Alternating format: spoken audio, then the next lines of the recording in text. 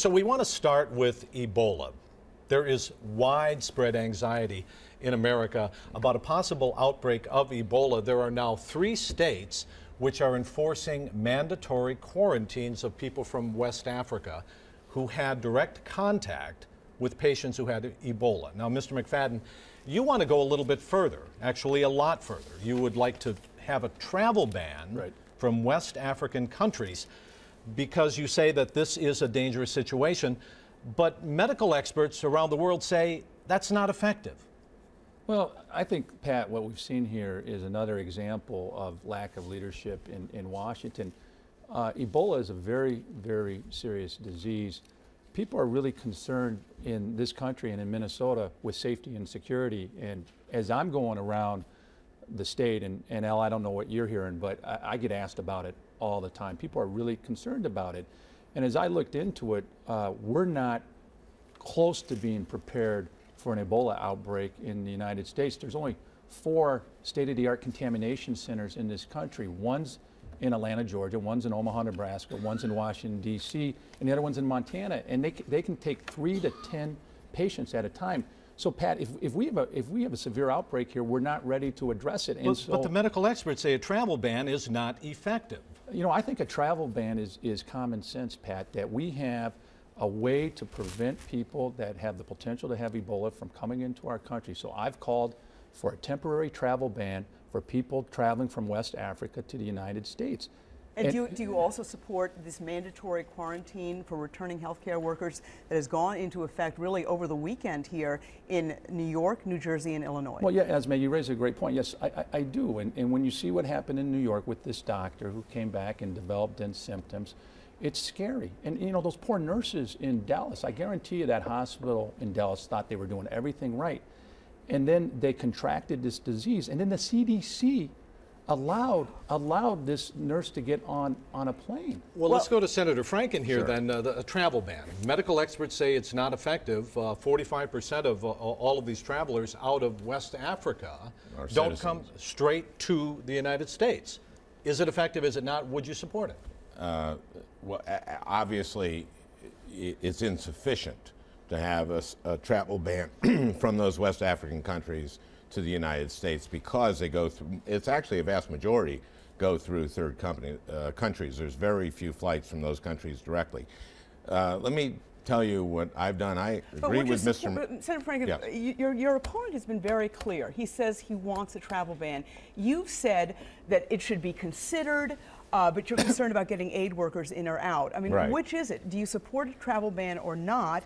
And also, what about this mandatory quarantine that's suddenly gone into effect in these 3 states? Well, let me tell you what I've been doing, because no matter whether you have it or not, it's actually a very small minority of flights that come directly from there. And the vast majority, come through third countries, from Europe or from the Middle East.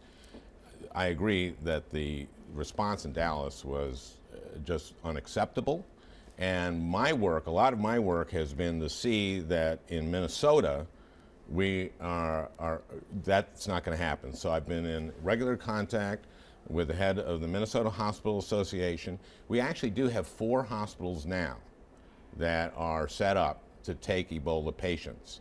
So we've sort of doubled the number. What about the travel ban, though, and this quarantine? Do you agree with what? Answer that one? Yeah, can you answer that one? And what Governor Christie and Governor Cuomo and the Governor of Illinois have done? It's very controversial. I know it is, and because we want to do the most rational, effective thing to keep people safe in Minnesota.